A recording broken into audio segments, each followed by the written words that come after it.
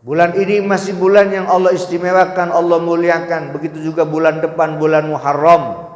Mari kita terus jaga, jauhi maksiat dengan sekuat-kuat kita. Dan perbanyak amal taat juga dengan sekuat-kuat kita. Karena bulan yang mulia, anna ta'ah khairu sawa aksaru sawaba. Setiap ketaatan di bulan yang Allah muliakan, pahalanya pun ditikel-tikel, dilipat-lipat gandakan. Tapi ketika maksiat di bulan yang Allah muliakan, asyaddu iqaban, dosa dan azabnya pun dilipat-lipat gandakan.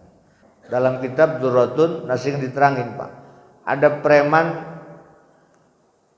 pengen tobat, Pak. Ketemulah ustadz yang benar-benar sudah matang kearifannya, keilmuannya. Ustadz, saya mau taubat kepada Allah. Langsung, alhamdulillah, Allah pasti menerima taubatmu. Insya Allah Allah akan menerima, mengampuni dosa-dosamu. Dosamu apa? Cerita lagi, dulu mah 99 saya membunuh orang. Kemarin saya ketemu ustadz, akhirnya saya genapin jadi 100. Apa kata ustadz yang tadi? Berapapun banyaknya dosamu, maka ampunan Allah lebih besar dari dosa-dosamu. Tapi tentunya ada syariatnya, ada usahanya. Kamu jangan pulang lagi ke kampungmu, karena kampungmu adalah kampung yang akan membawamu kembali kepada maksiat. Pindahlah kampung yang orang-orang soleh, katanya. Di perjalanan Allah cabut ruhnya, Pak. Meninggal dunia itu preman. Nah, di situ diterangin antara malaikat rahmah dengan malaikat azab rebutan.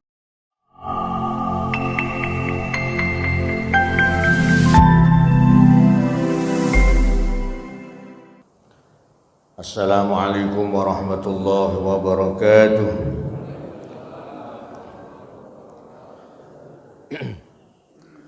Bismillahirrahmanirrahim. Alhamdulillahi rabbil alamin. Wassalatu wassalamu ala sayyidina wa maulana Muhammadin wa ala alihi wa ashabihi wa tabi'ina lahum bi ihsanin ila yaumiddin. Amma ba'du, qalu subhanaka la ilma lana illa ma 'allamtana innaka antal alimul hakim. Rabbi shrah li sadri wa yassir li amri wahlul 'uqdatam min lisani yafqahu qawli waj'al li waziran min ahli. Qala Allah ta'ala fi kitabihil karim, a'udzu billahi minasy syaithanir rajim. Bismillahirrahmanirrahim. Rabbana la tuzigh qulubana ba'da idh hadaitana wa hab lana min ladunka rahmah innaka antal wahhab. Shadaqallahul azim. Wa qala an-nabiy sallallahu alaihi wa alihi wasallam, ittaqillah haitsu ma kunta wa atbi'is sayyi'atal hasanata tamhuha wa khaliqin nas bi khuluqin hasanin. Sadaqallahul azim wa sadaqa rasuluhun nabiyul habibul karim wa nahnu ala dzalika minasy syahidin wasyakirin. Walhamdulillahi rabbil alamin. Mari kita tambahkan sedikit ilmu pada insyaallah ini minggu terakhir di bulan Zulhijjah, betul Pak ya? Iya, beberapa hari ke depan kita akan bertemu dengan tahun baru Islam kembali 1445 Hijriyah. Bulan ini masih bulan yang Allah istimewakan, Allah muliakan. Begitu juga bulan depan, bulan Muharram. Mari kita terus jaga, jauhi maksiat dengan sekuat-kuat kita. Dan perbanyak amal taat juga dengan sekuat-kuat kita. Karena bulan yang mulia, anna ta'ah khairu sawa aksaru sawaba. Setiap ketaatan di bulan yang Allah muliakan, pahalanya pun ditikel-tikel, dilipat-lipat gandakan.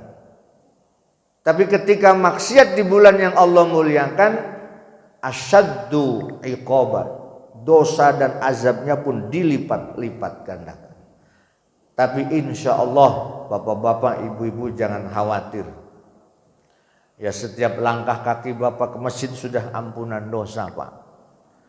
Setiap langkah kaki bapak ke masjid, setiap istighfar kita semuanya, jangan khawatir dosa kita banyak, karena potensi ampunan dari Allah pun lebih banyak dari dosa yang pernah kita lakukan. Tuh. Jangan pernah khawatir dosa kita banyak, ampunan dan rahmat Allah pasti lebih banyak dari dosa yang pernah kita lakukan. Teringat Pak, dalam kitab Dzurratun Nasikhin, wah, bagaimana enggak besarnya itu dosa preman. Dalam kitab Dzurratun Nasikhin diterangin, Pak. Ada preman pengen tobat, Pak. Pengen tobat kenapa? Karena sudah membunuh 99 orang, Pak. Bayangin, preman sudah membunuh 99 orang. Akhirnya dapat hidayah sama Allah. Pengen tobat, datang ke Ustadz. Ustadz, saya pengen tobat. Dosa sudah banyak banget katanya. Ustadznya nanya. Romanya ustadznya masih mengkel, belum mateng banget ustadznya gitu. Itu preman ditanya, emang dosanya apa bang? Aduh Ustadz, dosa saya sudah membunuh orang. Membunuh? Iya. Berapa orang? 99 orang. Itu Ustadz kaget langsung, waduh, kau sudah merampas hak Allah. Mencabut nyawa Allah itu adalah hak prerogatif Allah. Dosa kamu begitu besar, sulit untuk diampuni. Wah, itu Ustadz begitu Pak, marah-marah sama preman tadi. Lah premannya dalam hati tambah kesel Pak. Premannya tambah kesel. Dan niat bener-bener pengen tobat diginiin. Mendingan saya genapin aja nih orang katanya. Mendingan saya lurusin, saya lempengin jadi 100. Akhirnya dibunuh juga itu Ustadz.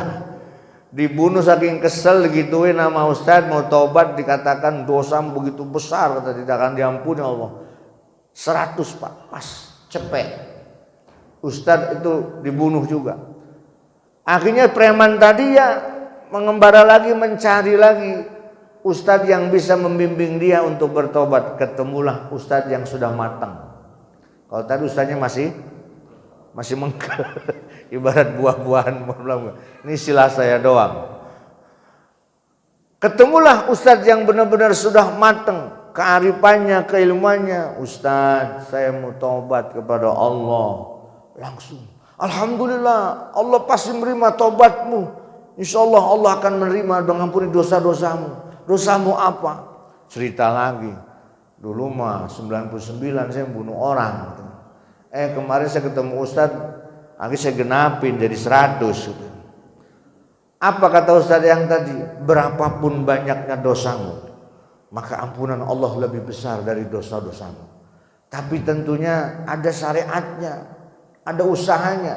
Kamu jangan pulang lagi ke kampungmu, karena kampungmu adalah kampung yang akan membawamu kembali kepada maksiat. Pindahlah kampung yang orang-orang soleh katanya. Akhirnya preman tadi senang dinasihatin Ustadz tadi, dia ingin kembali, tapi bukan ke kampungnya yang penuh maksiat. Dia ingin kembali pindah, tapi ke kampung yang orang-orang yang bersama orang-orang soleh. Di perjalanan Allah cabut ruhnya Pak. Meninggal dunia itu preman. Nah, di situ diterangin antara malaikat rahmah dengan malaikat azab rebutan. Ini bagianku kata malaikat azab. Kata malaikat rahmah, enggak, ini bagianku. Mereka berdialog. Karena malaikat azab merasa ini orang dosanya banyak banget, sedangkan malaikat rahmat menganggap ini orang dalam perjalanan menuju taubat kepada Allah. Maka malaikat Jibril pun diutus. Ya Jibril, perintah Allah, ukur saja tuh preman itu. Deketan mana dari kampungnya yang penuh maksiat dengan rencana dia ke kampung bersama orang-orang soleh. Begitu diukur Pak, jaraknya lebih dekat daripada kampung yang orang-orang soleh. Perjalanan si preman tadi Pak, maka Allah pun mengampuni dosanya dan mendapatkan diterima taubatnya oleh Allah Subhanahu wa taala. Maka bapak-bapak, ibu-ibu, sekali lagi kita harus punya optimisme bahwa kita setiap hari tentu berbuat dosa. Betul Pak ya? Ya, sering saya katakan di tubuh kita ini ada 7 anggota tubuh yang sering berbuat dosa. 1, mata. 2, telinga. 3, mulut. 4, apa nih? Tangan. 4, 5, apa nih? Perut. Maksudnya isi perut. Yang keenam, di bawah perut. Saya tahu bentuknya tapi saya lupa namanya. Di bawah perut. Nah, yang ketujuh, kedua kaki. Itu 7 anggota tubuh itu setiap hari berbuat dosa Pak, baik sengaja maupun tidak sengaja. Maka majelis ini insya Allah salah satu ikhtiar kita, ampunan dosa sedang menanti kita. Orang yang jarang beristighfar ketika sering ngaji jangan khawatir Pak, yang istighfarnya para malaikat. Amin ya rabbal alamin. Para malaikat kalau bapak-bapak ibu lagi ngaji diberi istighfar kepada Allah agar dosa-dosa kita semua diampuni oleh Allah. Tentunya dosa-dosa minas shaghair, dosa-dosa yang kecil-kecil. Nah, kalau dosa yang besar perlu taubat nasuha yang ada ritualnya. Bagaimana taubat nasuha ritualnya? Ya tentu yang 3 ini menjadi syarat kata Imam Ghazali. Yang pertama menyesali bahwa itu adalah dosa besar, lalu kemudian tidak mengulanginya lagi. Tidak mengulangi lagi dosa tersebut. Dan yang berkembali kepada amal-amal soleh. Itu syarat taubatan nasuha.